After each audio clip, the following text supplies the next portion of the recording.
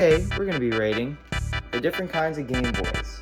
Sadly, this will not include the Game Boy Light or Micro, which are both amazing consoles, but I sadly do not have them. So, without further ado, let's get to it. Number 5, guys, you're probably going to hate me for this, but it's the Game Boy Advance SP.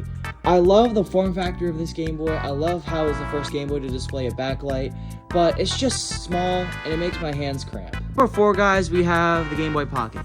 I love how this console is slimmer than the original console. It only uses 2 AAA batteries, which is great because they're cheaper, but it's kind of terrible for battery life. I love how the screen is upgraded, but it only plays original Game Boy games, but still, it's a great handheld. Number 3, guys, we have the Game Boy Color.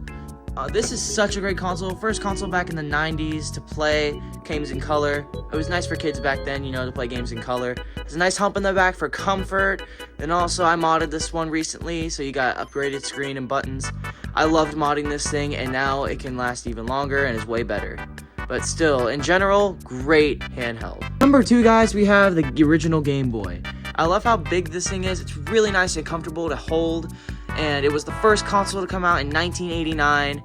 It was overall a great console, so nostalgic for so many people, and I personally love this console. Finally, guys, in number 1, we have the original Game Boy Advance. This is actually what made me want to start the channel, was this console. So this has an IPS screen, an HDMI out right there, beautiful Naruto shot, I love this thing, and then USB-C on the bottom. So even though this console's modded, even without it, I would still use this thing because it's got the sideways grip and it can play all the original Game Boy games and Game Boy Color games. This is why it's in number 1 because, amazing console, and I love this thing. As that rating was on my personal opinion, but there's always a Game Boy that's right for everyone. So guys, be sure to like and subscribe and stay tuned for some more videos like this one.